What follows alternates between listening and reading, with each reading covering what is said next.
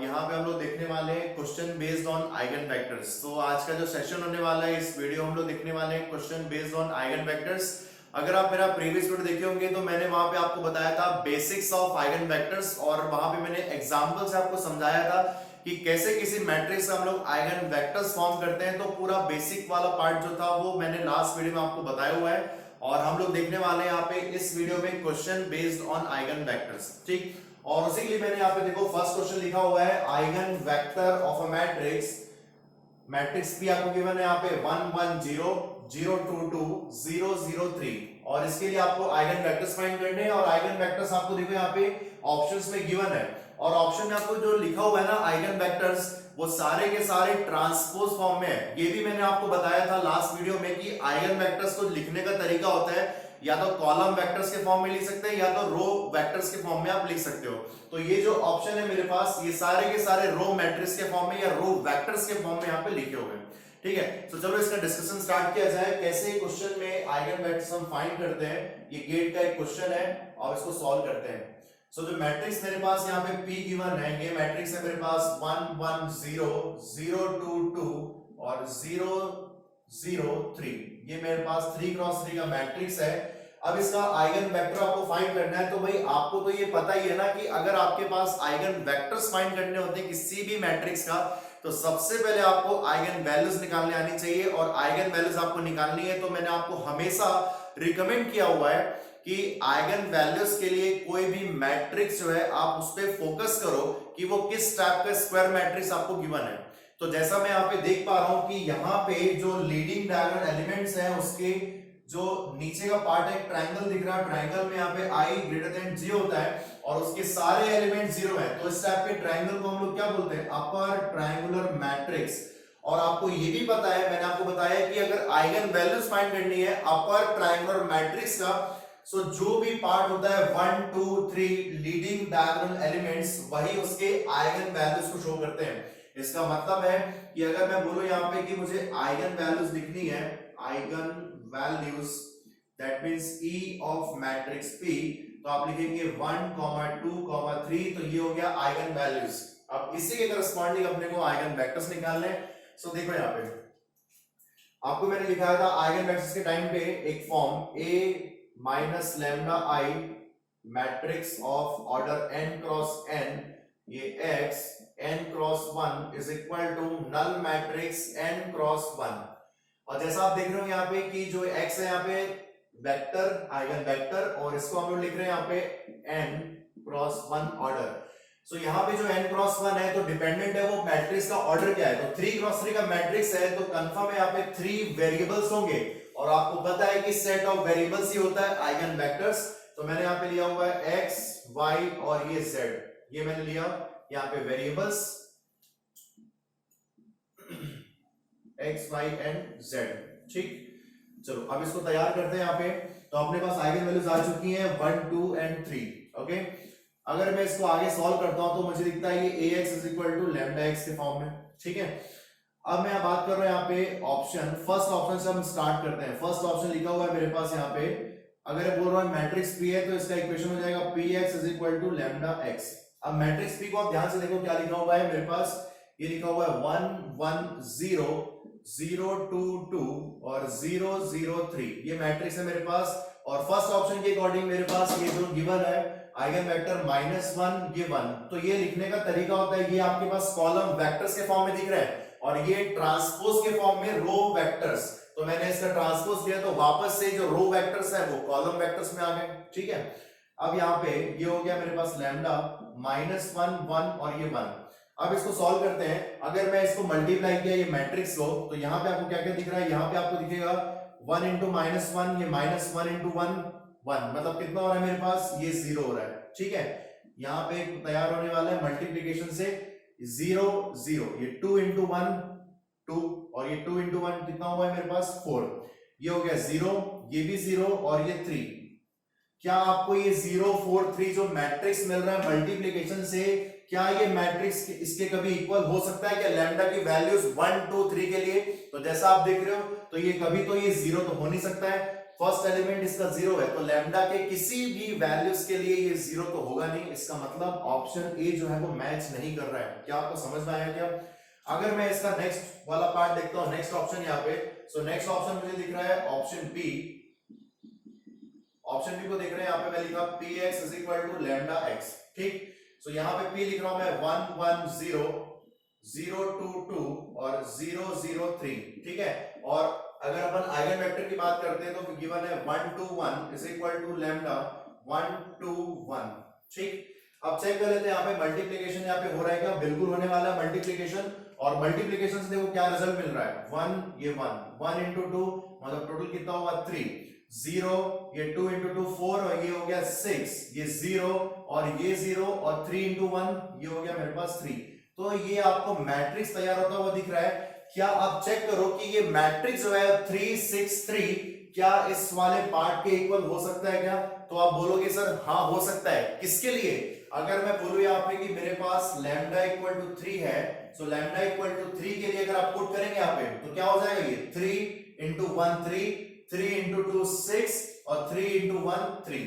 तो इसका मतलब है ऑप्शन बी यहाँ पे अपने को सेटिस्फाई होता हुआ दिख रहा है। तो ये मेरे पास हो गया ऑप्शन बी इसका करेक्ट आंसर।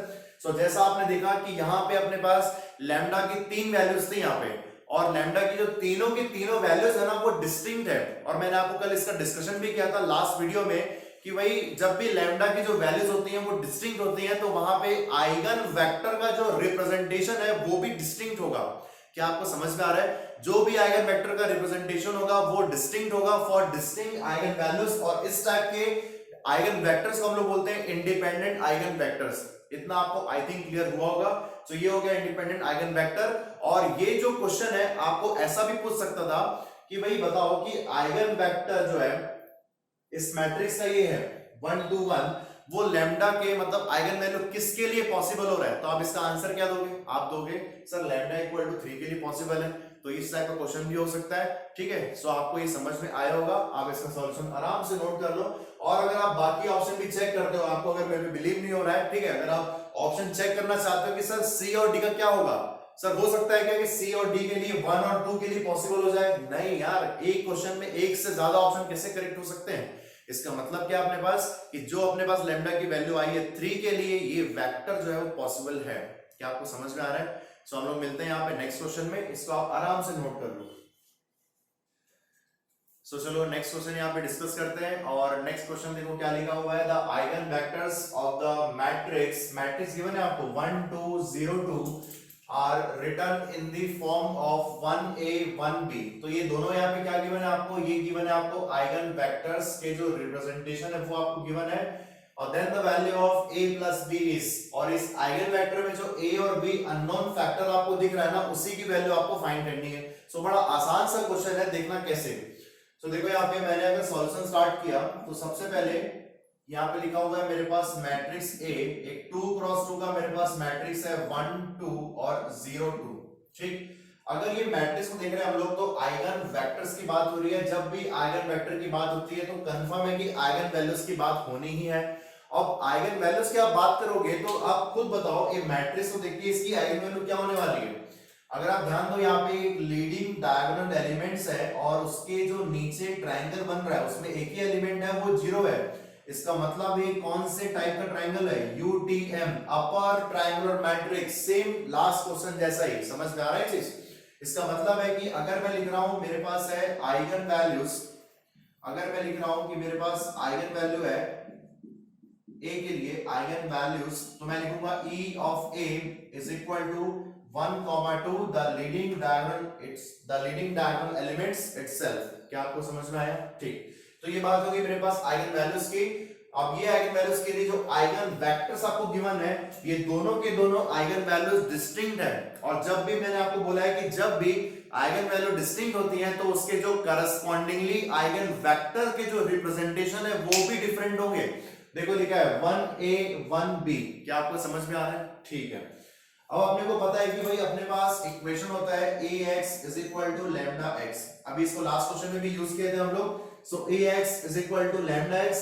अगर मैं इसको यूज कर रहा हूं तो सबसे पहले देखो मैंने बोला कि सर यहाँ पे लैम्डा इक्वल टू मेरे पास है 1 और उसके करस्पॉन्डिंग जो आइगन वेक्टर है, आइगन वेक्टर ऑफ ए वो है मेरे पास यहाँ पे 1a। सर आपने ये 1 के लिए 1a क्यों लिया हुआ है, ऐसा कोई जरूरी है क्या? तो मैं आपको बोलूंगा ऐसा बिल्कुल भी जरूरी नहीं है ना। कई लोग का डाउट ये हो सकता है कि भाई सर ये 1 के लिए 1a है 1b है, कि ये 2 के लिए 1a है या 1b है, ये आपको पता नहीं ना। तो आप कुछ भी एज्यूम करो, कोई फर्क नहीं पड़ेगा आंसर में, मैं आपको दिखाऊंगा, लास्ट तक आप देखते रहो इस सॉल्यूशन को, ठीक है। सो देखो यहाँ पे आइगन वेक्टर गिवन है आपको 1a, मैंने चलो लिया है कि for lambda equal to 1 that will be 1a, ठीक। अब देखो मैं फॉर्म कर रहा हूं, ये फॉर्म यहाँ पे यूज कर रहा हूं, तो मेरे पास फॉर्म हो गया 1 2 और ये 0 2, ठीक, और ये हो गया 1a और लैम्डा इक्वल टू 1, ठीक है, और यहाँ पे हो गया 1a।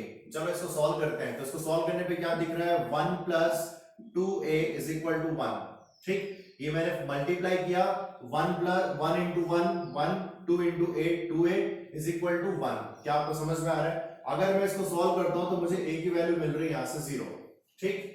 अब देखते हैं कि नेक्स्ट वाला पार्ट क्या है, lambda equal to 2। Lambda equal to 2 के लिए मेरे पास आइगन वेक्टर गिवन है, किसके लिए? a के लिए, और वो कितना है 1b।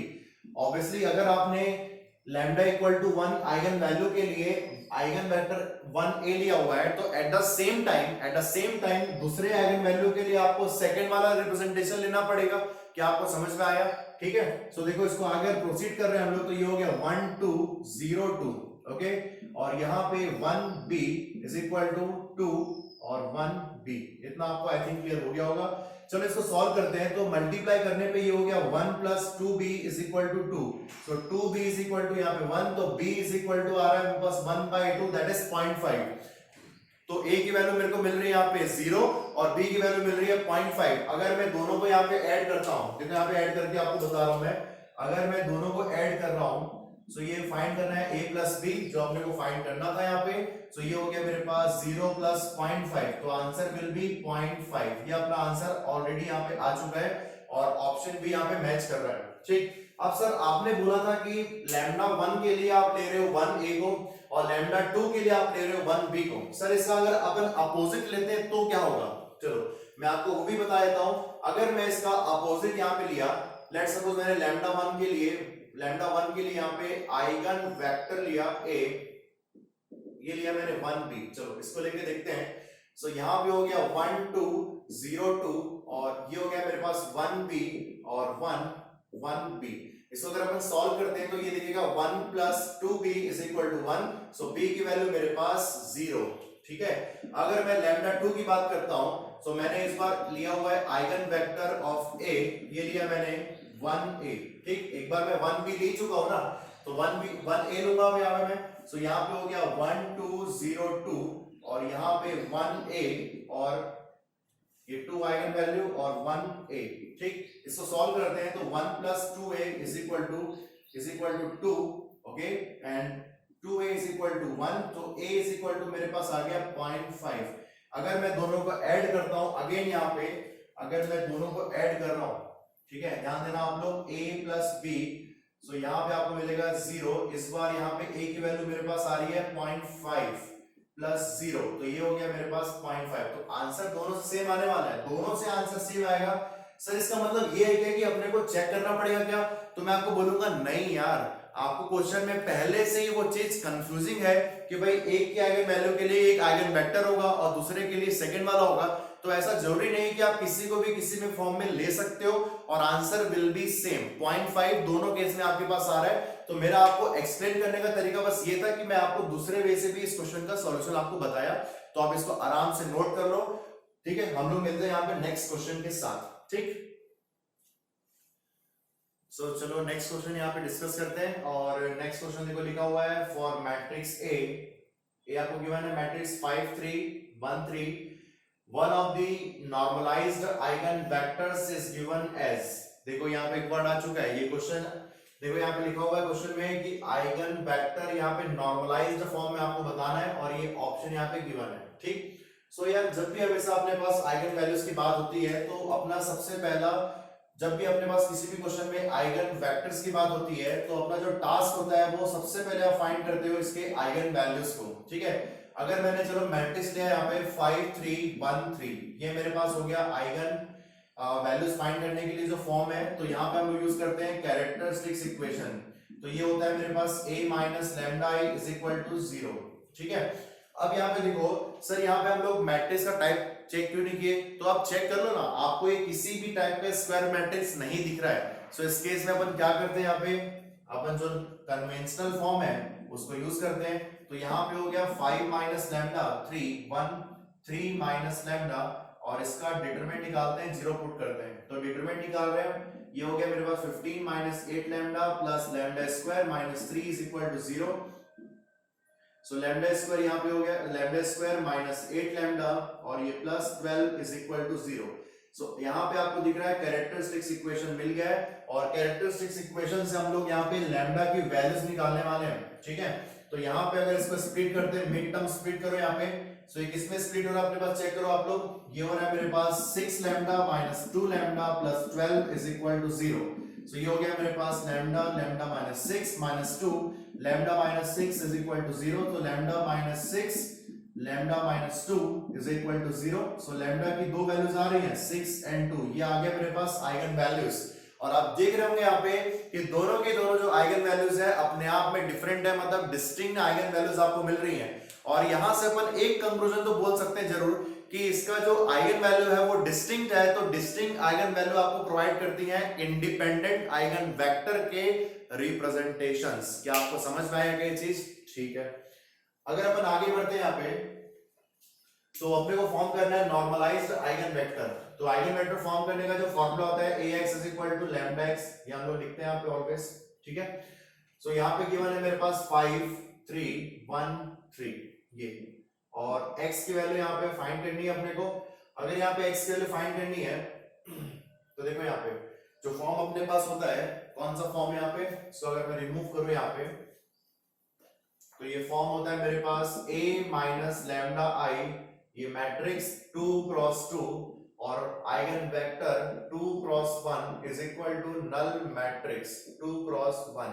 ठीक है, और मैं बात करूं यहाँ पे 5 3, ठीक, दो आइगन वैल्यू है मेरे पास। तो मैं सबसे पहले बात कर लेता हूं फर्स्ट आइगन वेक्टर के लिए। यहाँ पे लैम्डा इक्वल टू 2, इस आइगन वैल्यूज के लिए हम लोग फाइंड करते हैं फर्स्ट आइगन वेक्टर, फिर उसका हम लोग नॉर्मलाइज फॉर्म निकालेंगे उसको। ठीक, तो यहाँ पे a हो गया मेरे पास 5 3 1 3, ठीक है, और माइनस ये 2 और 1 0 0 1, ठीक, और ये फॉर्म हो गया मेरे पास, और इसको मल्टीप्लाई करना है x, कितने वेरिएबल्स होंगे यहाँ पे, दो वेरिएबल x एंड y, ये दो वेरिएबल अब फॉर्म होगा, और ये हो गया null matrix all the elements are 0। ठीक, अब यहाँ पे देखो इसको मल्टीप्लाई कर रहा हूं, तो 5 माइनस 2 ये कितना हुआ मेरे पास 3, ये 3, ठीक है, और ये हो गया मेरे पास ये 1, और 3 माइनस 2 ये हो गया 1। ठीक, तो ये फॉर्म अपने को मिल रहा है, ये हो गया x और y, और यहाँ पे आ गया 0। अब इसको अपन मल्टीप्लाई कर सकते हैं, तो यहाँ पे मिलेगा आपको 3x plus 3y is equal to 0 और x plus y is equal to 0। तो ये दोनों फॉर्म आपको देख के क्या लग रहा है, मैंने आपको एक्सप्लेन किया था ना कल, ये दोनों फॉर्म को देख के लग रहा है कि अपने पास दो वेरिएबल्स हैं और उसको सॉल्व करने के लिए मेरे पास एक्चुअल में एक ही इक्वेशन है, और वो इक्वेशन है यहाँ पे x plus y is equal to 0। Sir समझ में नहीं आया कैसे भाई, यहाँ पे अगर आप 3 कॉमन लोगे तो 3 कॉमन लेने से 0 हो जाएगा, इसका मतलब है कि we have only one equation to solve two variable solution. ठीक है, तो x plus y is equal to 0, so यहाँ पे हम लिख सकते हैं x is equal to minus y, तो x by y is equal to minus 1 by 1 का रेशियो आ गया मेरे पास, और इसको और क्या ले सकते हैं, minus k divide by k। सो ये देख लो मेरे पास यहाँ पे आ गया x बाय y का रेशियो माइनस 1 बाय 1, या अगर अपन कांस्टेंट के फॉर्म में लिखते हैं तो ये हो गया माइनस k बाय k। अब यहाँ पे ये फॉर्म आ चुका है। अगर मैं आइगन वेक्टर्स की बात करता हूं, अब उसका अपन डिस्कशन यहाँ पे कर सकते हैं। अगर आइगन वेक्टर्स हम देख रहे हैं यहाँ पे, सो मुझे दिखेगा x is equal to x and y। ठीक, ये अपन फर्स्ट आइगन वेक्टर की बात कर रहे हैं क्योंकि फर्स्ट लैम्डा यहाँ पे 2 यूज किए हुए हैं।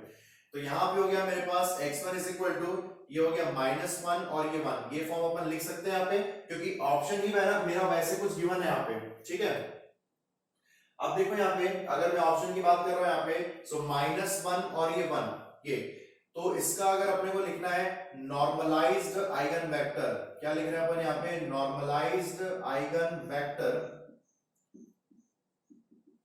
ठीक है। सो हम लिखेंगे यहाँ पे x1 is equal to normalised, ये होता है मेरे पास x1 डिवाइड बाई x1 और इसका ये लेंथ, ठीक है। ये आपको समझ में आ रहा है ये नोट करने का तरीका।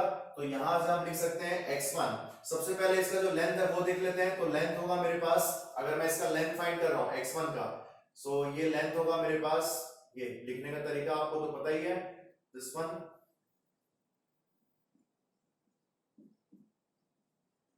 तो ये हो गया मेरे पास root over 1 square minus 1 square plus 1 square, ठीक। कितना आ रहा है मेरे पास √2। तो ये हो गया मेरे पास 1 बाई √2 और ये हो गया -1 और ये 1, ठीक। सो x1 यहाँ पे आ गया नॉर्मलाइज फॉर्म में -1 बाई √2 और 1 बाई √2, ठीक है। इसको ऐसा भी हम लिख सकते हैं यहाँ पे 1 डिवाइड बाई -1, तो ये भी फॉर्म हो सकता है। अब यहाँ पे ऑप्शन को चेक करते हैं अपने पास, ऑप्शन यहाँ पे देखो मैच करते हैं। तो फर्स्ट ऑप्शन, सेकेंड ऑप्शन, ये बी सी डी अगर मैच कर रहे हैं अपन तो अपने को यहाँ पे सेटिस्फाई होते हुए नहीं दिख रहा है, ठीक है। तो कुछ मिस्टेक हो रहा है यहाँ पे, देखो ये जो फॉर्म आपको दिख रहा है 1 बाय √2 1 बाय √2, यहाँ पे ये एक्चुअल में यहाँ पे ये माइनस यहाँ पे है, ठीक है। अब देखो यहाँ पे अगर मैं इस फॉर्म के लिख रहा हूं तो मुझे इसका आंसर ये मिल रहा है, ठीक है ना। ये भी तो फॉर्म हो सकता है ना कि 1 बाई -1 का फॉर्म हो। अगर मैं इस फॉर्म के लिखता हूं आंसर तो मैं यहाँ पे क्या लिखूंगा, इसी फॉर्म के लिए मैं यहाँ पे क्या लिखूंगा, x1 bar is equal to, ये हो गया 1 बाय √2 और -1 बाय √2 इसका नॉर्मलाइज्ड आइगन वेक्टर। तो अपने पास आंसर कौन सा मैच कर रहा है इस फॉर्म के लिए, दैट इज 1 बाय √2 और -1 by √2, that is option B. ये सो आप आराम से नोट कर लो कैसे हम लोग नॉर्मलाइज्ड आइगन वेक्टर फॉर्म कर रहे हैं। तो जब भी कोई मैट्रिक्स आपके पास गिवन होता है, आइगन वेक्टर की बात होती है, तो उसमें मैक्सिमम क्वेश्चन में ये होगा कि आपको आइगन वैल्यूज निकालनी होंगी और आइगन वैल्यूज निकालने के बाद हम लोग यहाँ पे नॉर्मल सा प्रोसीजर पे अप्लाई किए हुए हैं।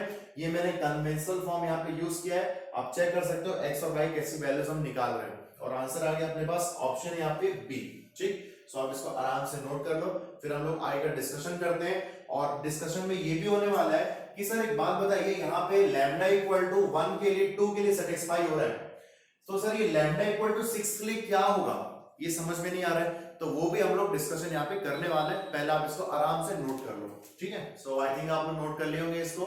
और हम लोग बात किए थे अभी लैम्डा 1 इक्वल टू 6 के लिए, सॉरी लैम्डा 1 इक्वल टू 2 के लिए। अभी आंसर तो आ गया, अपना डिस्कशन जो है वो बस ऐसे ही अपन कर रहे हैं for sake of your knowledge. अगर आप प्रैक्टिस करना चाहें यहाँ पे कर सकते हो कि सर लैम्डा इक्वल टू 6 के लिए क्या होगा। तो मैंने सेकंड वाला आइगन वैल्यू लिया यहाँ पे और सेकंड वैल्यू के लिए है यहाँ पे 6 यहाँ पे, और ये मैंने 6 पुट किया। तो 5 - 6 हाउ मच, -1, 3 - 0 तो ये 3 हो गया, ये 1 और ये 3 माइनस यहाँ पे 6 तो ये हो गया -3। अब जैसे आप इसको मल्टीप्लाई करोगे -x + 3y = 0 और ये हो गया x - 3y = 0। तो आप दोनों को ध्यान से देखो, दोनों से आपको एक ही पार्ट मिल रहा है, x - y = 0, मतलब एक ही इक्वेशन है। इसका मतलब है कि x और y का जो वेरिएबल होने वाला है, x और y का वेरिएबल इनफाइनाइट सॉल्यूशन आपको प्रोवाइड करेगा, जैसे लास्ट वाले आइगन वैल्यू के लिए हुआ था। क्या आपको समझ में आया?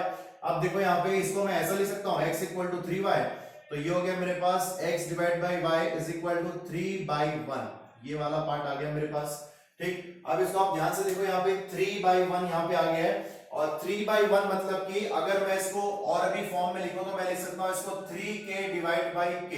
ये भी तो एक फॉर्म हो सकता है ना कांस्टेंट के फॉर्म में। लेकिन अगर अपने को ऑप्शन से मैच कराना है तो कौन सा ऑप्शन सेटिस्फाई करेगा नॉर्मलाइज्ड आइगन वेक्टर, वो देख लेते हैं। तो मैं यहाँ पे देखो लिख रहा हूं normalised eigenvector for lambda = 6। तो इस केस में ये हो जाएगा x2 bar = x2 divide by length of eigen vector x2, ठीक है। सो अपने पास यहाँ पे देखो x2 यहाँ पे क्या है, x2 = ये आ गया मेरे पास 3 and 1। क्या आपको समझ में आ रहा है? ये हो गया सेकंड नंबर का आइगन वेक्टर। और इसको अगर अपन कैलकुलेट करते हैं तो ये हो गया मेरे पास, सबसे पहले इसका लेंथ फाइंड कर लेते हैं। तो मेरे पास लेंथ हो गया x2 के लिए, ये देखो लिखने का तरीका, ठीक है। सो x2 यहाँ पे हो गया मेरे पास √3² + 1², कितना हुआ ये मेरे पास, ये हो गया मेरे पास √10, ठीक।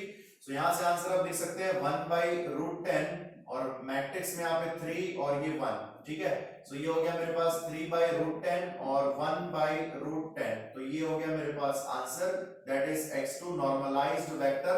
लेकिन अगर आप इसको देखोगे ना तो इसमें चारों के चारों ऑप्शन मैच नहीं कर रहे हैं। आप ध्यान से देखना, यहाँ पे देखो क्या लिखा हुआ है 3/√10 और यहाँ पे लिखा है -1/√10। अगर यहाँ पे माइनस होता तो आंसर हो सकता था, लेकिन आंसर हम लोगों ने पहले ले आया हुआ है ऑलरेडी लैम्डा इक्वल टू 2 के लिए। क्या आपको समझ में आ रहा है? हो सकता था कि ये ऑप्शन मैच नहीं करता, है ना, हो सकता है ये ऑप्शन मैच करता, तो भाई दोनों पॉसिबल है। हाँ, अगर आपने, चलो ये एग्जाम में आया हुआ क्वेश्चन है, आपने लैम्डा इक्वल टू 6 के लिए पहले सॉल्व कर लिया, चलो आपने लैम्डा इक्वल टू 6 के लिए पहले सॉल्व किया और आपको ये मिलेगा, तो आपको क्या करना पड़ेगा पता है? आपको फिर दूसरे आइगन वैल्यूज के लिए चेक करना पड़ेगा, मतलब लैम्डा इक्वल टू 2 के लिए, क्योंकि ऑप्शन तो मैच नहीं करेगा ना आपके पास। So that's why the answer is B for lambda equal to 2। Okay, चलो आगे बढ़ते हैं हम लोग यहाँ पे, और आगे बढ़ने के पहले आपको बता दूं मैं कि और भी हम लोग यहाँ पे क्वेश्चन करने वाले हैं। सो क्वेश्चन जो रहने वाला है आगे का, इसी पे आइगन वैल्यू बेस्ड रहेगा, जहां पे हम लोग वेक्टर स्पेस की बात करेंगे, ऑर्थोगोनल वेक्टर्स की बात करेंगे, तो वो हम लोग देखने वाले नेक्स्ट वीडियो में।